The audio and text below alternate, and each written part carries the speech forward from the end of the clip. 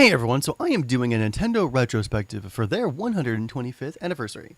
I am playing my top 25 games leading up to my very first list video, my top 25 Nintendo games. It doesn't need to be Nintendo developed, but it does need to be Nintendo published. And in today's case, we have Super Smash Bros. Melee. So, this game is absolutely fantastic. So this one is I played the first Super Smash Bros. A little bit more than I played this one, to be honest. I just played that one not too much more, but a little bit more because I don't believe I ever actually owned this one. Or no, I did. Yeah, I owned this one.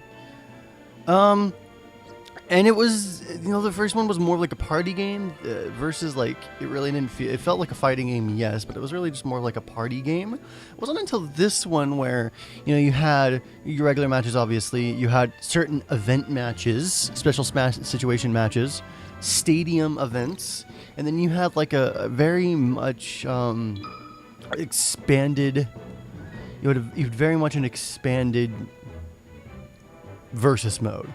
Just regular melee, tournament melee, special melee, custom rules. And then, obviously the trophies. I don't believe the trophies were in the first one. It was just a fighting game.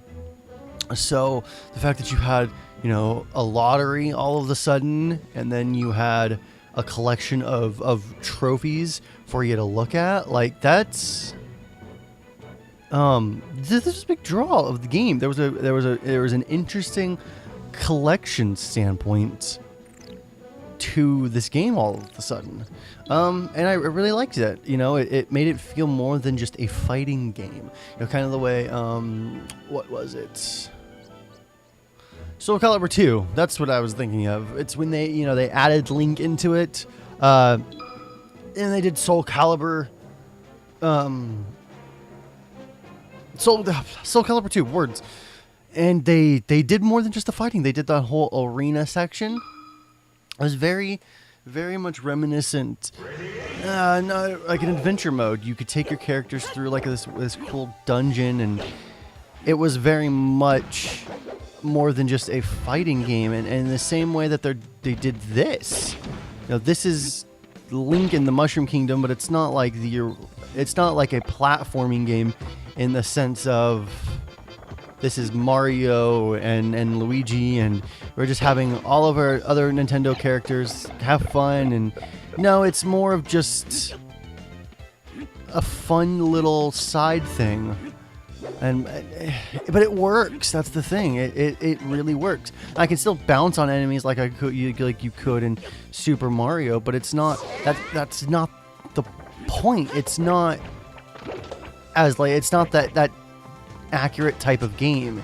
It's just a fun diversion from you fighting, and it is one of the only ways for you to unlock certain characters. Alright, now here we are into the fighting portions. So you have the regular fights like this, in an arena with enemies coming out. Damn it, tried to bounce me. So they decided to take that kind of thing, but give it themes. So in this one, there's a little toad running around, and so I'm fighting Yoshis right now. So happy. Seriously, are the Yoshis gonna kick my butt? I haven't played this in a really long time, and I am using a GameCube controller that, hitting up on the thumbstick is starting to get a little meh. I think I need some new GameCube controllers. If the new ones that they release for the Wii U, they have the fittings for the if they have the original GameCube fittings, I'm gonna be really happy, and I'm probably gonna buy one of them. Game. Oh, I didn't end it in 2, but I already unlocked Luigi anyways. So yeah, there's different ways for you to unlock certain characters. Like if your total at the end of this stage ends in a 2, you get Luigi. So in this case, instead I'm fighting just Peach and Mario instead of Peach and Luigi.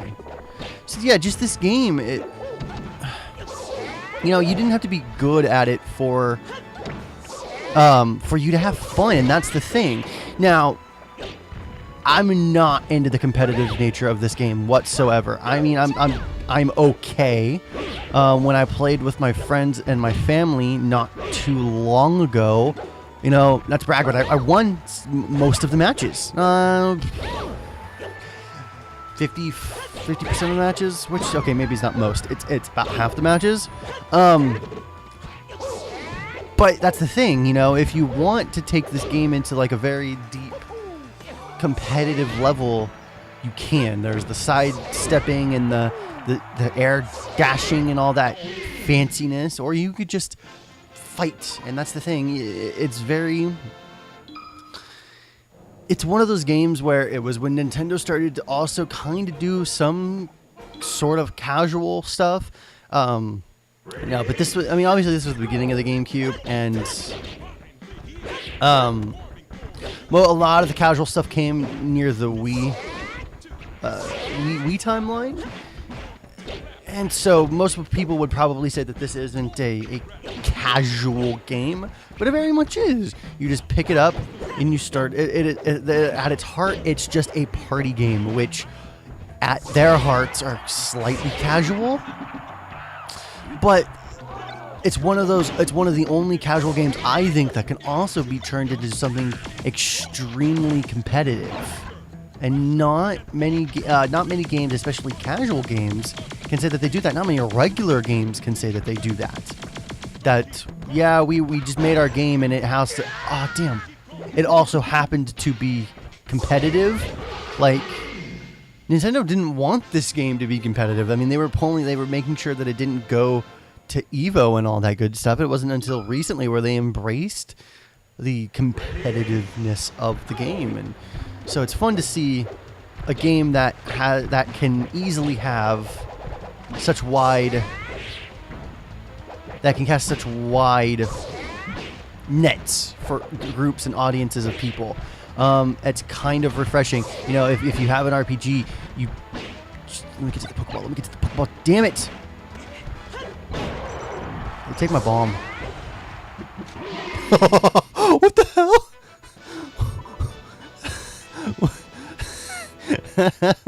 Look, I know I'm not that good, but what the hell, Donkey Kong? Oh, this was my favorite one right here, the Underground Maze. The Zelda theme not only makes this area just that much better. This area is just so good, and all the secrets that it holds. Redeads, get away. Yeah. So, for example, if you have an MMORPG, you probably have more of a hardcore game. Now, probably MMORPG developers would probably say that there can be casual MMOs, and there probably are. But chances are when you make a specific game, you're specifically thinking of a certain audience, and you have that audience in mind. This, for example, I'm pretty sure had a more casual audience or party game atmosphere in mind, and it just happened to be also very popular competitively. So it's very interesting to see how certain games get made with X group in mind, but Y group also loves and finds enjoyment out of it.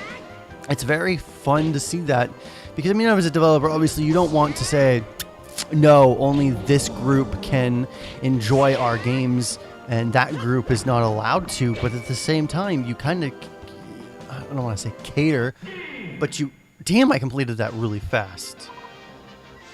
Wow. Usually that takes me forever. I found the Triforce pretty quickly.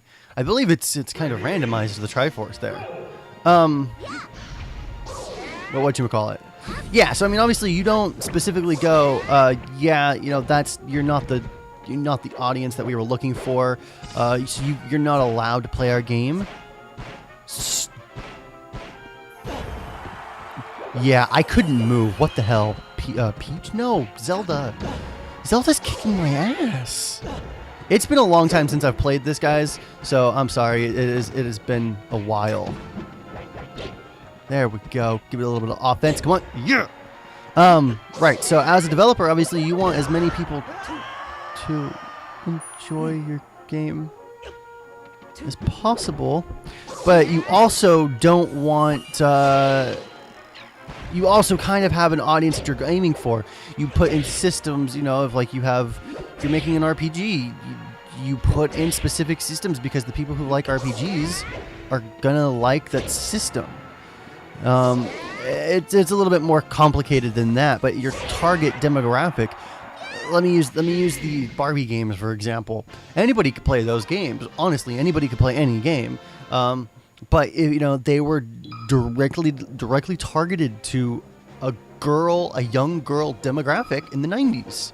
That's just how it was. They were trying to target an audience that wasn't at the, you know, really for video games considered marketable. It was really boys and guys that games really tried to influence. And even though girls have always liked video games, women have always liked video games, and they do like the same type of video games. Christina, for example, we enjoy the same type of games together very much so. We love RPGs, for example.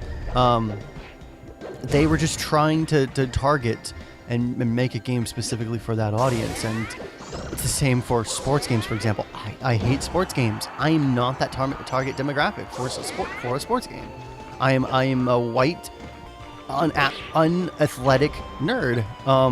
So I am not the target demographic. I've also gone on way too long about target demographics, but it just is. I just wanted to make my point with this game. This game, the items, I love it that you can play with the items and in a very just fun, casual way, or even in a competitive way, just have the items throw in a monkey wrench or two, and then or you can do no items, very competitive, 5-stock game, and it's just very fun. This adventure mode, I remember playing this a lot because I could have jumped into an NPC battle, but those are just NPCs. Well, these are NPCs as well. If it was just like a normal 4 or 5-stock battle. Sorry, this one is a little nerve-wracking. If it was just a 4 or 5 stock NPC battle, I could put them up to really hard and cranked up the difficulty and made me look even worse than I already do in this.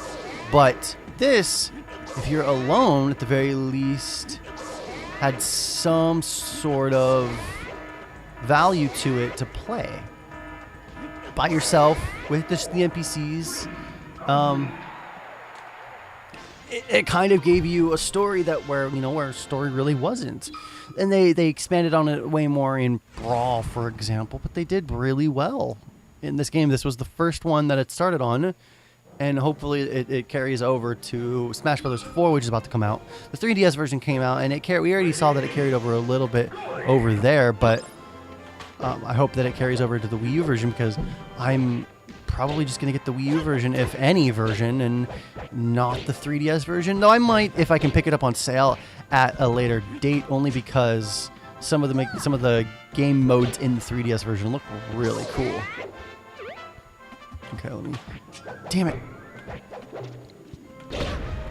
Okay, I had to hurt myself in the process with that one, but that's okay.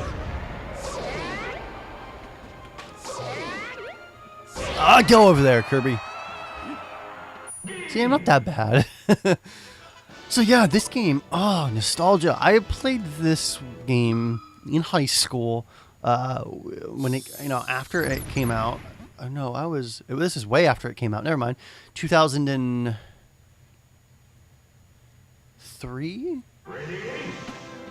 4?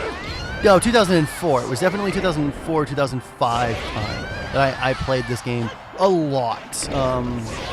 When I originally moved back to California with my mother from Alabama, I didn't have my GameCube back. I don't think I brought it with me. So what I actually had was, when we first moved back, I had my PS2, which I loved to death. That's the console that I primarily. Oh no, was that before we moved or after I moved to Alabama? Damn it, now I can't even remember when that was. It might have been before. Yeah, I had a PS2 at my mother's instead of the GameCube and N64 at my father's. And, well, there you go, Kirby. You just killed yourself. So I played, things like Dark Cloud and all that good stuff. It wasn't until after I moved back where I had an original Xbox and a GameCube. So it wasn't until, I moved back and I was in high school already that I was playing GameCube games again, and I missed it. I'm definitely, I like certain consoles now, like probably my Wii U and my PS3 are probably my favorite two. Can you just run to the edge and then wait for me? They're probably my favorite two home consoles. And then there's not really that many handhelds, Vita and 3DS. I actually love the Vita. There's a lot of cool RPGs on it. I want to get Danganronpa really bad. Actually, I just want a Vita, period. I'm actually looking at the Vita TV only because of the price. But I really do want a real Vita. Or PlayStation TV, as it is here in America. So I love all kinds of games. I'm not a specific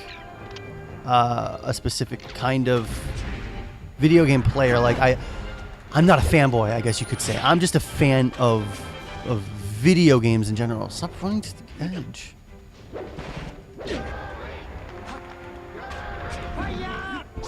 Yeah, sorry. Concentrating. It's a little hard to talk and play at the same time. Yeah, so I'm just a fan of video games overall. I'm not a very, very, very specific. I'm not like just a Sony game player or a Microsoft game player or a Nintendo game player. I love them all. I have some that I prefer over others. Like, I do prefer my PS3 right now, and I don't particularly care for the Xbox 360. The 360 when I moved in with Christina, I had my 360 and her 360. And it was the first time in a long time I turned my 360 on. When she moved in with me, she didn't bring her consoles. And so she played my 360. And that was the first time it had been turned on in a really long time. And then when we moved here, we sold my 360. I only logged onto my 360 to pull my saves off so I can transfer them to the other 360. It was the only time I turned it on in like 2 or 3 years. Like, they're not... I have a couple games for the 360 that I like to play, but some of them I also have on the PS3. Some of them I have on PC anyways. So, kind of pointless to play them on the 360, especially since it's not my favorite console. However, I do understand that multi-platform games are generally better on the 360 compared to PS3, like Resident Evil 5, for example. Even though the PS3 is a more powerful console, it looks better there, for example. But that said, I also, if I have a multi-platform game, chances are I have it on PC anyways. So that's like enough of the console fanboyism.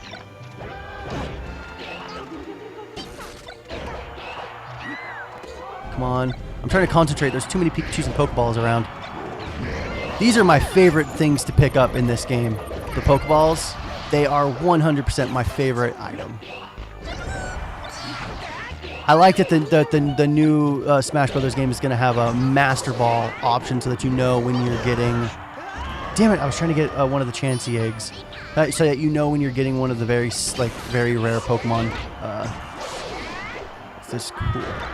Also, why are some of the Pikachus like miscolored? That's really creepy, actually. Come on, 4 remaining. Come on.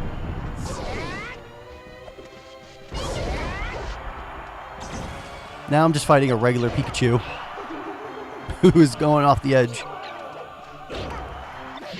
Haha! Alright guys, that is going to be it for this episode of Let's Play the Nintendo Retrospective.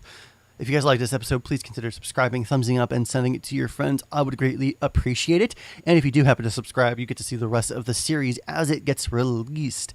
If this is your first episode in the series, I would highly suggest that you go back and watch the previous episodes, as they're really awesome. I've been loving the series that I'm doing so far.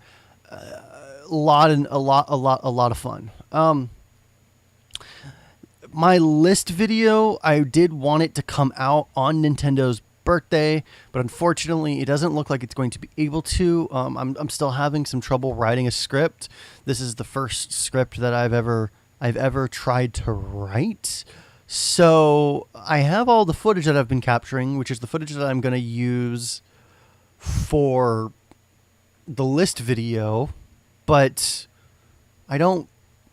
It's putting it together and telling the story and the script that I'm having the issue doing. So if it doesn't come out on Nintendo's birthday, I apologize, but it will definitely come out in a short and timely manner. That's all pretty much I wanted to say. Yeah. So remember, guys, play more games, and I will see you next time. Have a good day.